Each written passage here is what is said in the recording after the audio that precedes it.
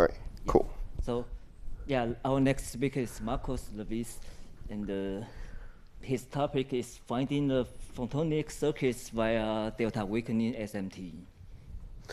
Hi. Yeah, so this is some work I've been doing with Benoît, Valiron, and the idea is that we've been looking at this problem that exists in quantum computing, and in particular with photonic devices, and we've been kind of looking at and trying to see what we can do with SMT solvers in order to see if we can tackle the problem.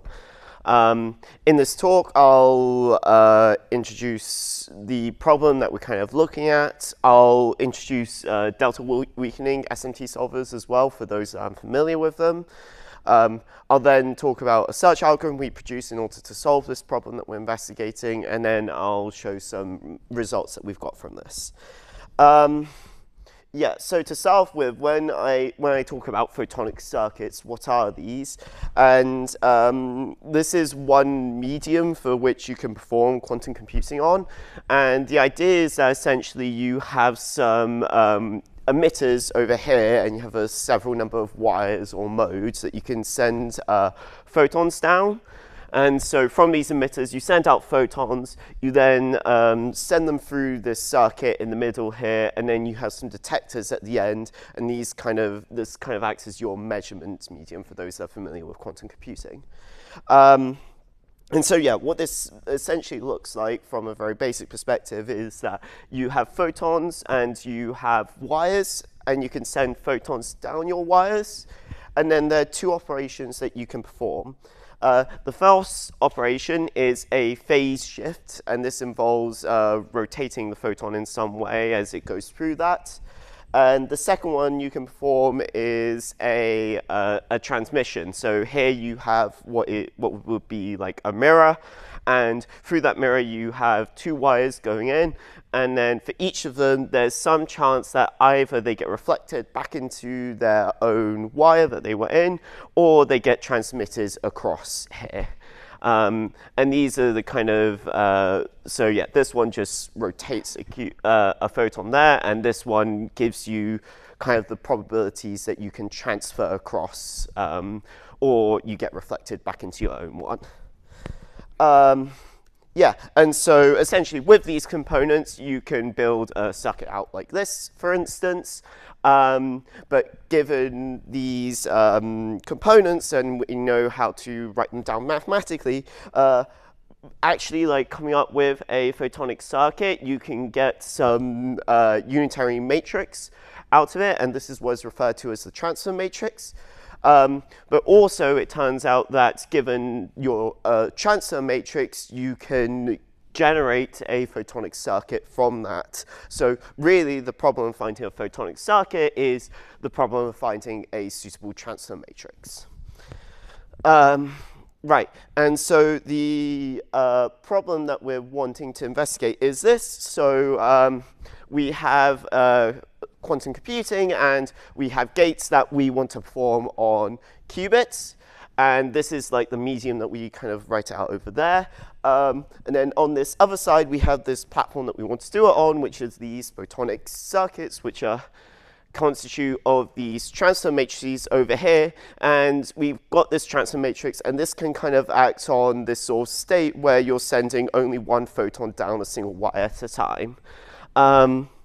And so in order to, these are kind of like, you can see the mass behind these is quite a bit different, and the way that we kind of join them together is through this thing called the Fock basis. And so this is where you can send multiple photons down a single wire, and so what we can do is then we can encode certain Fock states for our quantum computational states over here, and then we can actually work out how this state evolves based on our transfer matrix. So this matrix up here is entirely defined by our transfer matrix up here. So yeah, and the main encoding that is used for doing this quantum computing on photonic devices is the dReal encoding. So for those familiar with quantum computing, but even those who are not, you kind of encode this 0 bit, or this 0 qubit. You assign 2 wires to a single qubit, and the 0 one is assigned to the top wire, and the one state is assigned to this bottom wire over here. So you can kind of, so if you detect something at the top, you know you're in the 0 state. If you detect something at the bottom, you know you're in the 1 state for that qubit. And so with that, you can then easily extend this, because then if you've got q qubits, then you just need 2 q wires, where for every 2, you can kind of see here we've got 0 state, 1, 0. Here we've got the 1 state, this is 0, 1. But then if we want to have a second qubit, we can assign the 0, 0 state to be this 1, 0, 1, 0 state. So that's sending 1 photon through the first wire and 1 photon through the third wire. And then similarly, if we want to do 0, 1, you send 1 photon through the first and then 1 photon through the fourth wire.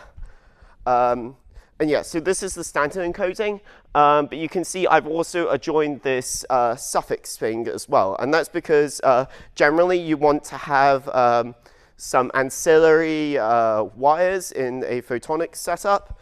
And so you can assign this to be some values here. So for instance, you may wish to have no working ancillary wires. You may wish to have one where you have no photons going down, like 2 wires, for instance. You can have one where you just have a single wire, but you're sending 3 photons down it. Or you could have one, for example, where you've got 2 wires and you're sending a photon down each. And you assign, whether you set your suffix to, that's what you assign your computational basis states to. And so for implementing these quantum computing gates, the idea is that you have this, you have your Fock basis operator over here. And the idea is that you want to make sure that your quantum computation operation is happening within those states that I showed in the previous slide. So it's only happening on those ones. And you don't really care what happens everywhere else. You just want your unitary one to happen in your quantum computing subspace up here. And the thing with this photonics thing, though, is that there's only a chance of this working, and that's what this alpha is. So this alpha acts as an amplitude on the operator, and your success probability is based on taking the modulus squared of it. And so one more thing I'll talk about, and I'll show 2 examples, is there are different methods that you can choose to measure your qubits as well, or your photonic devices. So the first one is this post-selection, where you're measuring everything. And then the second one is heralded, where you're only measuring your working wires down at the bottom here. And so these kind of give different, these change what sort of states you read out, essentially, and can affect what you, can affect the setup of the circuit. So to give a very basic example, so this is quite a common gate. This is called the CZ gate. And all it does is it applies -1 onto this last quantum state in the bottom right here, and then it just does nothing to everything else. But for the post-select scheme, this is the photonics setup for it. And so you've got 3 mirrors that combine with different wires, and you can see that the assigned matrix for it is quite a bit complicated. So this isn't like a trivial thing to do. And additionally, the success probability here is only 1/9. So it's not amazing, but that's actually the best that you can achieve. That's optimal. And then in the heralded case, where you're only measuring your your ancillary qubits, so in this setup here, these bottom 2 down here are your ancillary wires here. You're sending down 1 photon down each of them, and then this is the circuit for it here. And as you can see, like, this is you can see by the theta values in here, these are not common values, and so it's a bit tricky working out what these are. And so we want to see if we can use SMT to do this. So the general problem is, given a quantum computing operation that acts on a certain number of qubits, find a photonic circuit that implements that. That's the general problem. The problem that we're interested in is trying to find one that is also optimal. So finding one that acts on a dual rail system, you also have the number of ancillary wires you want, and the measurement mode as well. And then you want to find a linear optics operation that maximizes the probability of your quantum computing operation occurring. Okay, and so this is the setup, and so now I'm going to go into a bit more SMT stuff. This is probably about most of the quantum stuff you'll see in the talk. Yeah, so SMT solvers and dReal. Most people here are probably vaguely aware of SMT solvers, but I'll just give a quick introduction. The idea is that essentially you have arithmetic formula or formulas for various theories, such as strings, and you can join them together using logical operations. And the idea is that essentially you want to find values for your variables within your arithmetic expressions, and such that they satisfy your logical constraints as well. And so you have a dedicated theory solver that finds values for your variables, and this is combined with a SAT solver to make sure that it satisfies the logical constraints as well. And then you have different theory solvers depending on which domain you're working in, so reals, integers, strings, all this sort of thing. And so there are many software tools that are available out there, so Z3, YC, CVC5. When me and Benoît first started this project, we didn't really, even with simple examples, we didn't have much luck using these base solvers. So then we decided to try out what we could do with delta weakening SMT. And for those of you probably not very well aware of this, but I'll give some explanation. So generally, SMT has a tough time working out nonlinear expressions, which there are quite a lot of in our problem domain that we're looking at.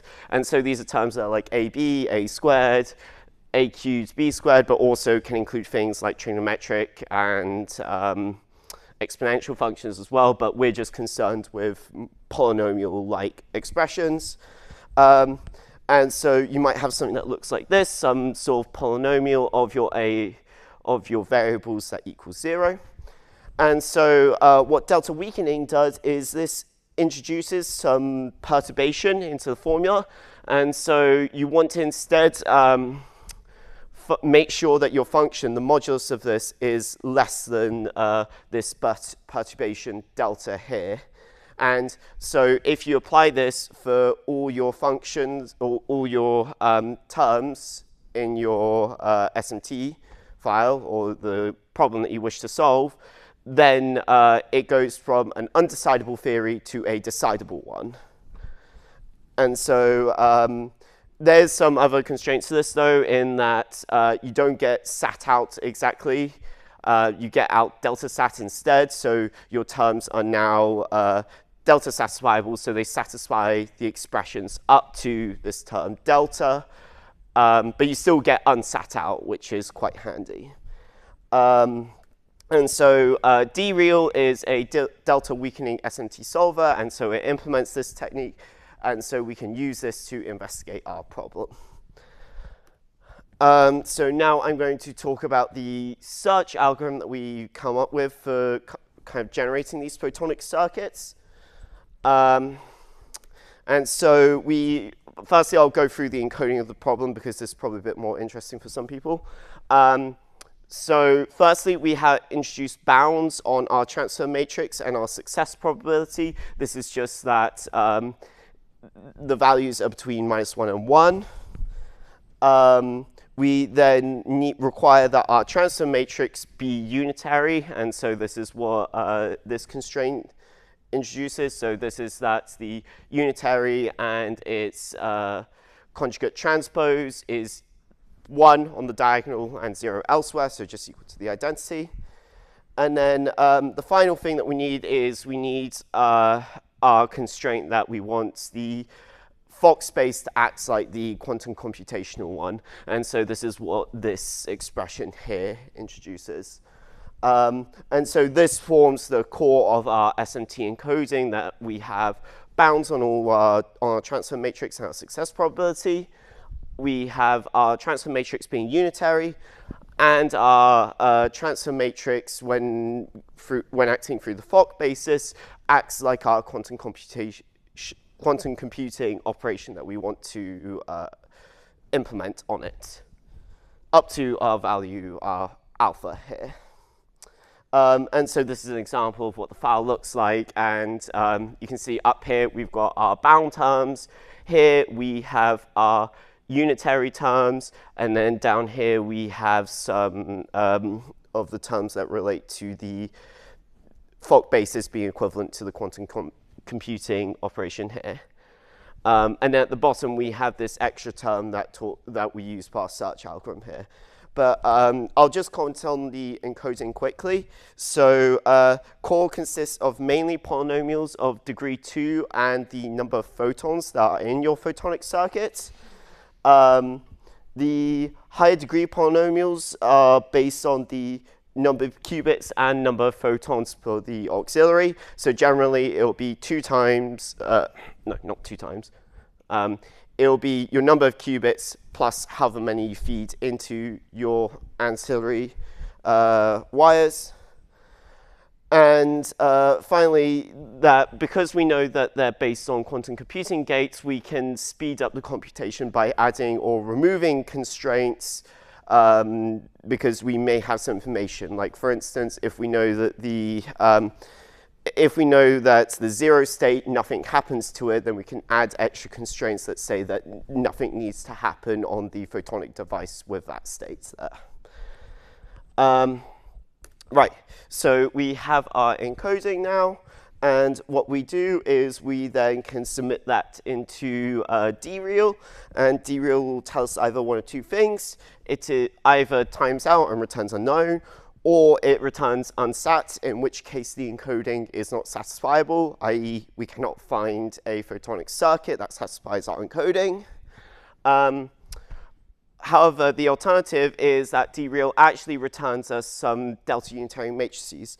And what this consists of is it consists of 2 matrices, one matrix that acts as a lower bound on every single matrix element, and then one that acts like an upper bound on every matrix element. So we kind of get this hypercube of matrices that are all delta satisfiable.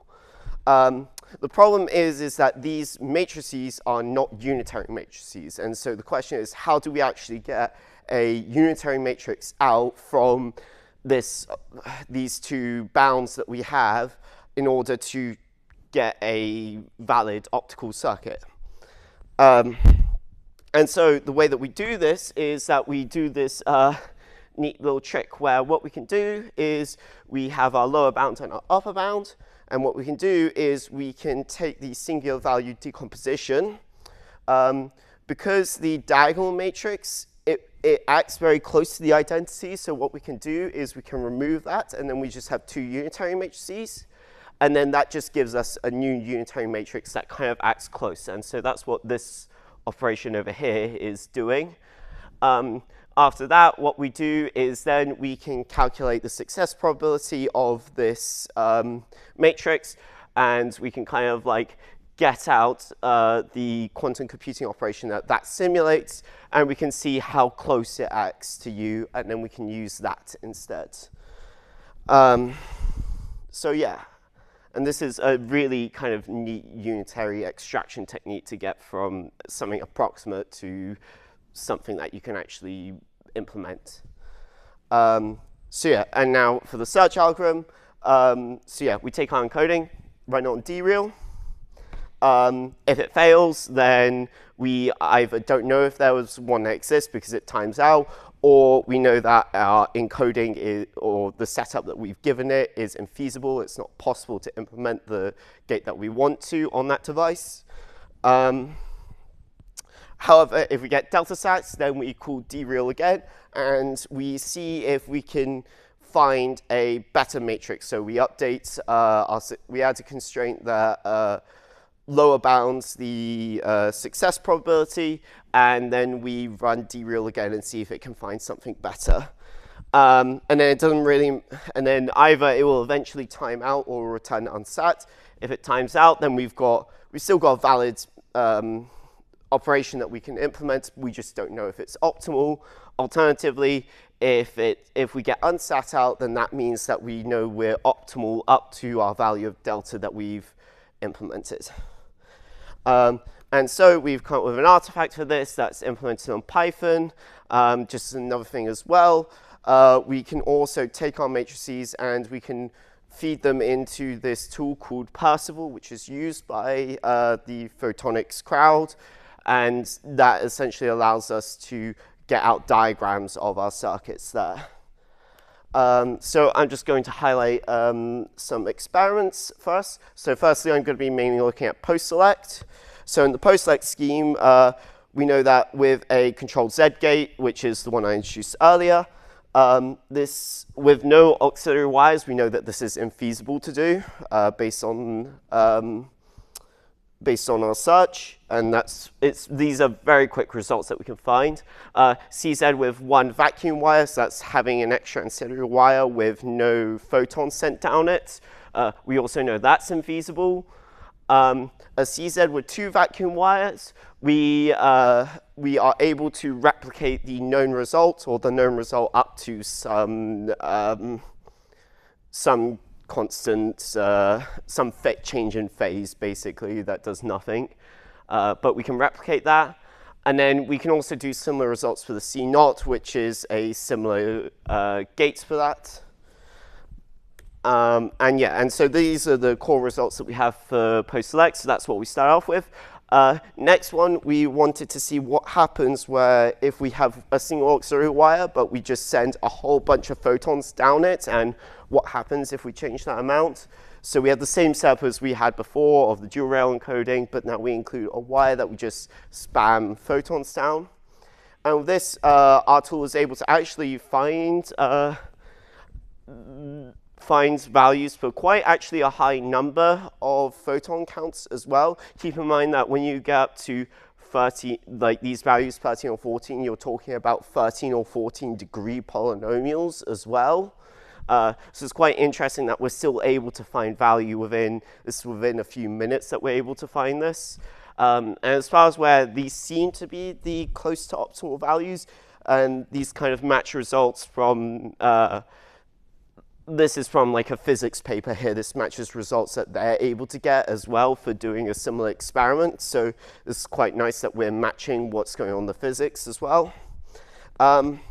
We then also wanted to try what happens if we try a new gate. So we decided to look at this Givens rotation gate, which has applications in quantum chemistry.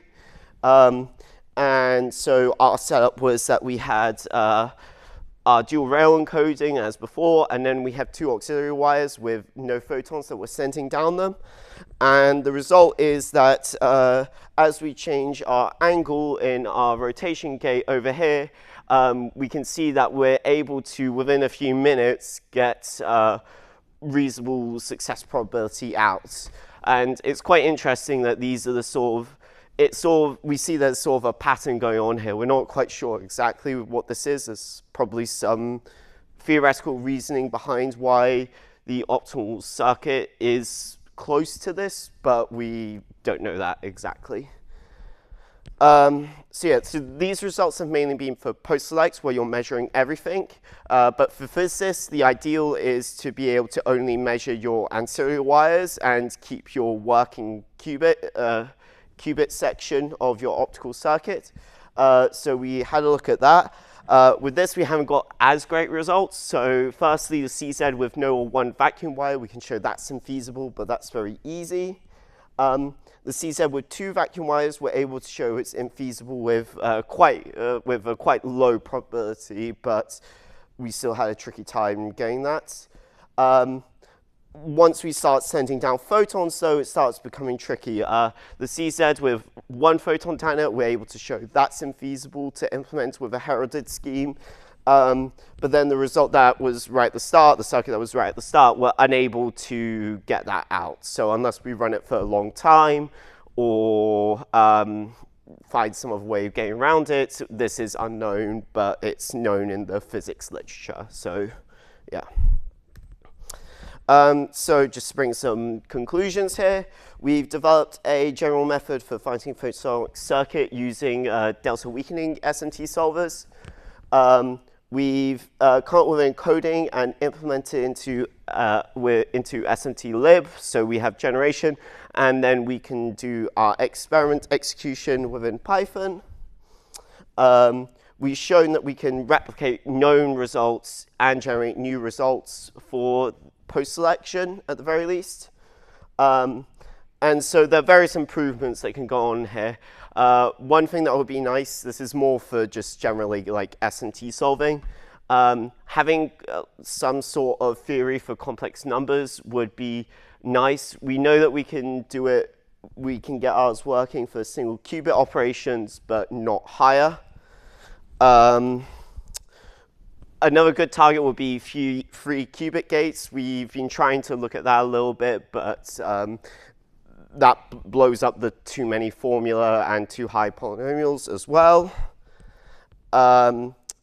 We want to be able to try and replicate known results for heralded, but that's also, again, proving tricky. Finally, it would be good to find bounds for optimal results as well. And so what I mean by that is that given our delta satisfiable instance that we get out from dReal, it would be nice to show that the unitary matrix that we extract from that is bounded. The success probability doesn't change too much based on our value of delta. So yeah, and other things that we've been trying out recently, or things that we're kind of looking at a little bit, is investigating what happens if we have more complex ancillaries, so ones that are entangled here. If you might have seen this, this is what's referred to as this is kind of like a Bell state over here, but this is for photons instead, so it's referred to as a noon state. Here another thing that we're looking at is investigating single state generation. So rather than try and emulate an entire quantum gate, we're just trying to generate one state from it. So that generates fewer constraints, but that's still proving a bit tricky. Another thing that we're thinking about as well is submitting some of these benchmarks that we've got, because it's an interesting family of problems to SMT Comp, to have the SMT community kind of look at it more generally, because while this is nice that it works on this dReal, it would be cool if it could work on something like Z3 or YCs or CVC5. So yeah, that's my talk, and thanks for listening.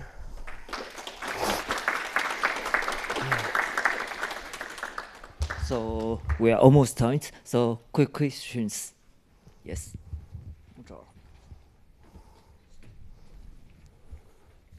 So this may be more like a comment. So you were complaining about this, the encoding of complex numbers, that the SMT solvers don't work well with them, and we have a good experience with using some algebraic encoding of the complex numbers so that the solvers can scale much higher. So I don't know whether it would be applicable also in your case.